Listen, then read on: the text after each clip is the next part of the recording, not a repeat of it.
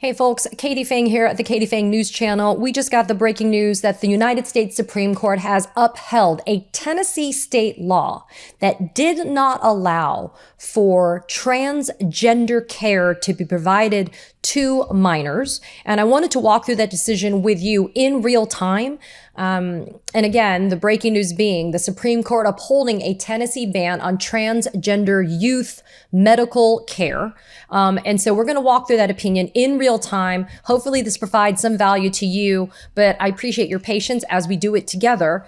It is case number 23-477. Just a reminder, we have been waiting for about 21 decisions to be released by the United States Supreme Court. If you caught a Substack Live I did with Steve Vladeck about a week ago and some change, Steve noted that because of the unusual number of emergency applications that have been done by the Trump administration, they have far exceeded any prior administration in terms of emergency applications to the Supreme Court of the United States. There has been a backlog of opinions to be released on the regular docket. Keep in mind, the United States Supreme Court has a regular audit of cases that it has agreed to accept, to hear, and to render a decision upon.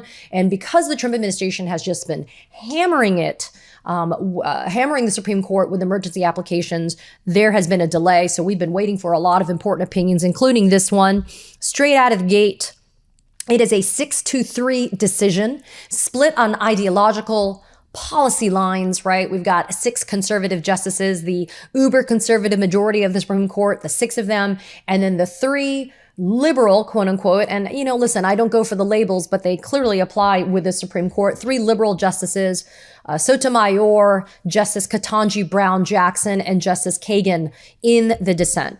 Chief Justice John Roberts delivered the opinion of the court. The consideration or the question in front of the court was whether a Tennessee law banning certain medical care for transgender minors violates the Equal Protection Clause of the 14th Amendment.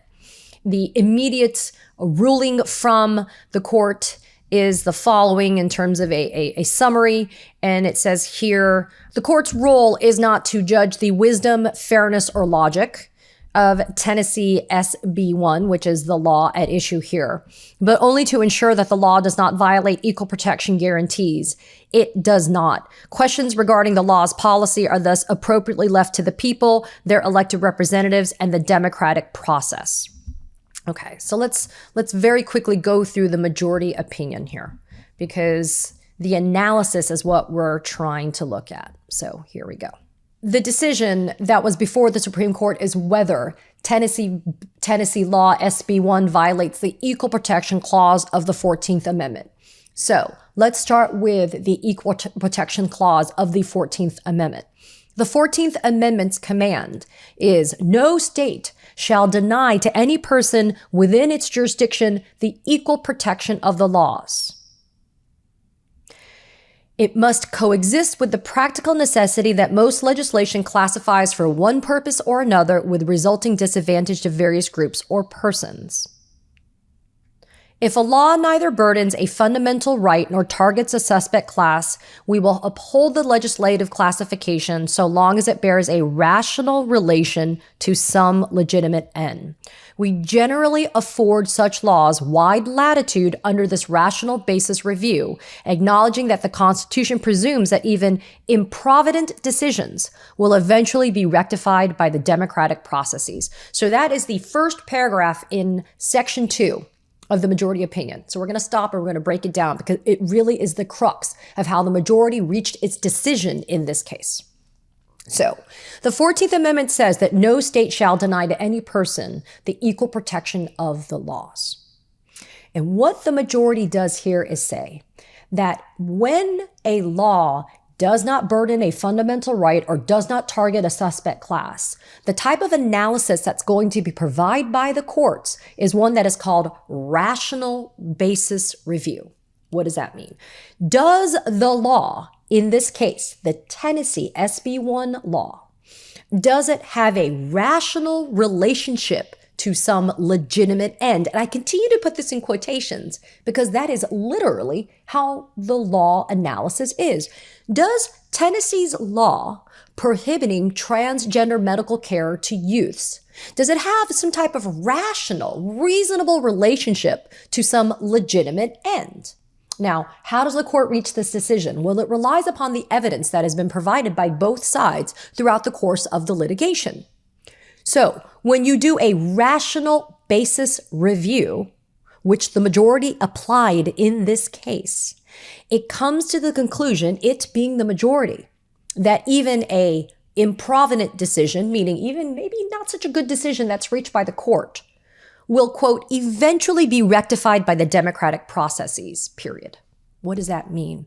That means that even if the majority in SCOTUS comes to a bad conclusion, which was reached here, in my opinion, even at a bad decision, then the democratic process, meaning voting can cure this later. How? By the electorate putting into the legislature of that state new people that will enact new laws in that state. But that's how the court says, even if we make a mistake, even if we come to a crappy conclusion, just go ahead and elect the right people into your state legislature and you'll get to the right result eventually. Okay, in my opinion, that's not how we get there and it's wrong, but let's go on. And again, we're still in the majority opinion. Quote, we are asked to decide whether SB 1 is subject to heightened scrutiny under the Equal Protection Clause. We hold it is not. SB 1 does not classify on any bases that warrant heightened review. Stop. So remember, we just talked about and we learned about rational basis review. So the plaintiffs in this case, they're saying, look, this law should not be considered on the basis of rational review. It shouldn't be that low standard of rational basis review.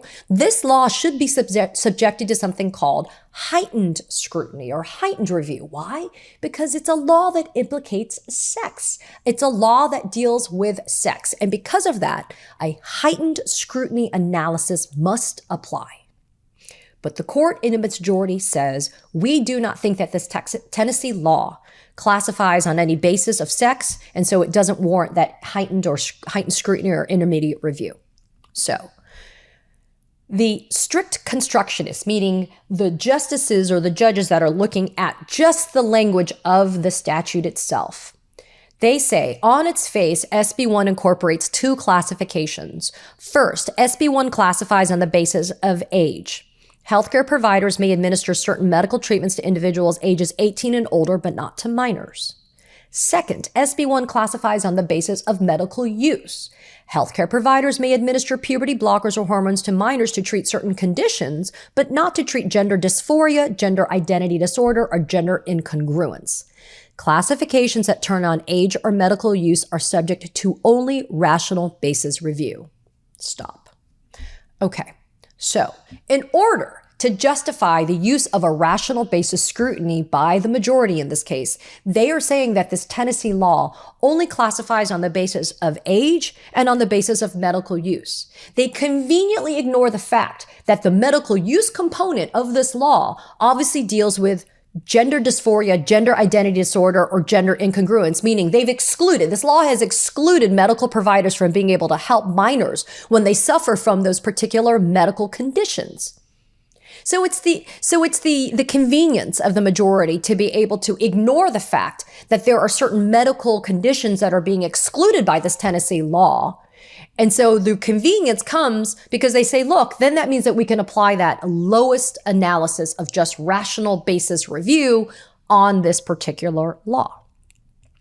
Next, let's fast forward a little bit, right? Next, the majority says the following. The majority says the plaintiffs separately argue that SB 1 warrants a heightened scrutiny analysis, remember that intermediate analysis, because it discriminates against transgender individuals who the plaintiffs assert constitute a quasi-suspect class, meaning it is not a totally suspect class that allows for this heightened scrutiny, but it's kind of a suspect class. But the majority says, quote, this court has not previously held that transgender individuals are a suspect or quasi-suspect class. And this case, in any event, does not raise that question because SB 1 does not classify on the basis of transgender status. Stop. Okay. So again, the majority contorting itself to be able to justify its majority opinion says the following. because the law in Tennessee doesn't classify explicitly on its face on the basis of transgender. Although, excuse me, how is that possible, people? If the excluded medical care, again, is gender dysphoria and gender incongruence and others, gender identity disorder, how are you saying it does not deal with gender or transgender status? But anyway, the majority says that because it, as in the Supreme Court, has never before said that transgender individuals are a suspect or quasi-suspect class, then you know what? Plaintiffs, you're wrong. You're wrong and we're right, the majority says. The majority says it's rational basis review. It's not heightened intermediate scrutiny. Okay, let's move forward. So then the majority says, look, we understand that in 2020, the Supreme Court reached a decision in Bostock versus Clayton County. In that decision, we, as the Supreme Court, held that an employer who fires an employee for being gay or transgender violates Title VII's prohibition on firing an individual because of their sex. But they're saying that Bostock, that decision, that precedent, doesn't apply here. And we say, and this majority says, look, we've never considered whether that Bostock precedent reaches beyond Title VII, and we're not going to do so here. For the reasons we've already explained, changing a minor's sex or transgender status does not alter the application of Tennessee SB 1. Okay. So again, that is the majority opinion's rationale for not relying upon the precedent of Bostock, which is the Supreme Court's own precedent in this case. So in the end, the majority says, at this point, and despite the presentation of the evidence from the other side and the arguments being made by the other side, the Equal Protection Clause, quote, does not resolve the disagreements. Our role, nor does it afford us license to decide them as we see best. Our role is not to judge the wisdom, fairness, or logic of the law before us, but only to ensure that it does not violate the equal protection guarantee of the 14th Amendment. Having concluded it does not, we leave questions regarding its policy to the people, their elected representatives, and the democratic process. The judgment of the United States Court of Appeals for the Sixth Circuit is affirmed. And you have a concurrence that's filed by Justice Thomas, of course. You have, which I'm not going to do in this video with you guys. You also have a concurrence that was done, and I'm moving as fast as I can, folks, by Justice Amy Coney Barrett. And then and then you also have a concurrence by Justice Alito, because you know everybody's got to dip their toes in this freaking water. So let's skip forward to Justice Sotomayor's dissent, because her language is strong, powerful, and dead on correct on the law. Alrighty, so quickly, Justice Sotomayor in her dissent, with whom Justice Jackson joins and Justice Kagan joins, as to all but one part, but that's not the relevant thing. So let's talk about what Justice Sotomayor starts with, because this is the important part. She says the majority got it wrong on the law. To give meaning to our Constitution's bedrock equal protection guarantee, this court has long subjected heightened judicial scrutiny to any law that treats people differently based on sex. If a state seeks to differentiate on the basis, it must show that that sex classification, quote, serves important governmental objectives and that the discriminatory means employed are substantially related to the achievement of those objectives. Such review, known as intermediate scrutiny, allows courts to ascertain whether the state has a sound, evidence-based reason to distinguish on the basis of sex, or whether it does so in reliance on impermissible stereotypes about the sexes. Fast forward a little bit. Justice Sotomayor in her dissent says, Tennessee's law expressly classifies on the basis of sex and transgender status, so the Constitution and settled precedent require the court to subject it to intermediate scrutiny. The majority contorts logic and precedent to say otherwise, inexplicably declaring that it must uphold Tennessee's categorical ban on life-saving medical treatment so long as any reasonably conceivable state of facts might justify it. Thus, the majority subjects a law that plainly discriminates on the basis of sex to mere rational basis review. By retreating from meaningful judicial review exactly where it matters most, the court abandons transgender children and their families to political whims.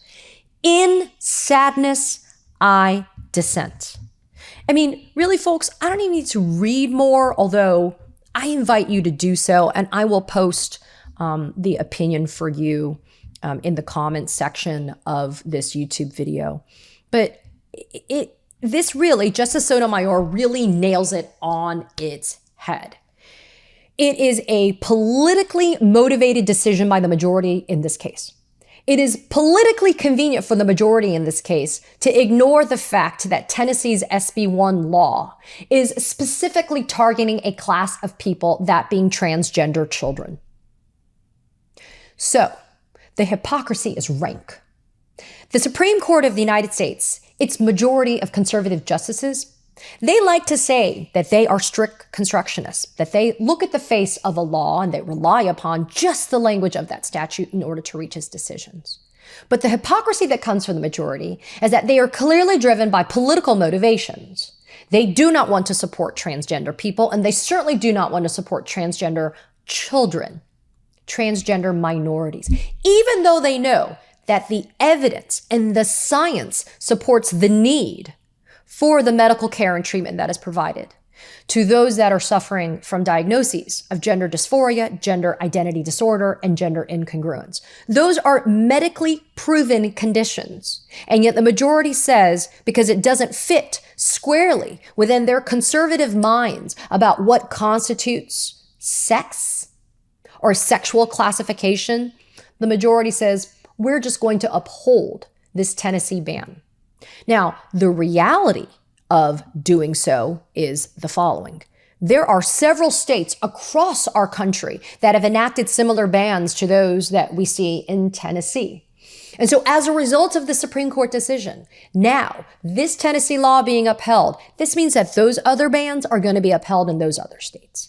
The highest court of the land has spoken, has done so in a hypocritical tone, has ignored precedent and the appropriate legal analysis that must be applied to laws that implicate sex. And they've done it now, and it's going to be harmful to hundreds, if not more, thousands of children. I'm telling you, since when did the Supreme Court of the United States think that it could substitute its judgment for that of doctors? I don't know. I guess when it deals with things like abortion and mifepristone, the abortion pill, and now transgender care for minors, I guess that's what they think it is. Folks, I will provide further analysis, but I wanted to get this to you immediately, and I appreciate your patience as we walked through this together.